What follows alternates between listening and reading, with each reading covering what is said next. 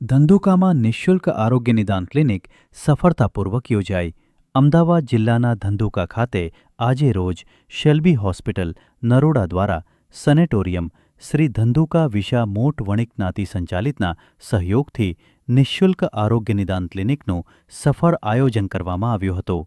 કાર્યક્રમ દરમિયાન મોટી સંખ્યામાં નાગરિકોએ હાજરી આપી આરોગ્ય ચકાસણીનો લાભ લીધો હતો.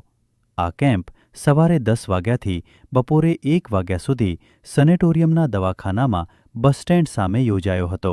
નિષ્ણાત ડોક્ટરોની ટીમ દ્વારા વિવિધ પ્રકારની આરોગ્ય તપાસ અને માર્ગદર્શન આપવામાં આવ્યું હતું.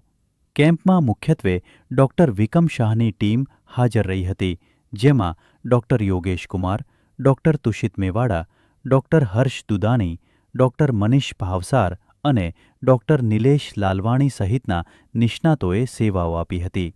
કેમ્પ દરમિયાન હાડકાં, મગજ, કાન, નાક, ગળા, હૃદય અને સામાન્ય આરોગ્ય સંબંધિત તપાસો કરવામાં આવી હતી, તેમજ દર્દીઓને યોગ્ય સારવાર અંગે માર્ગદર્શન આપવામાં આવ્યું હતું.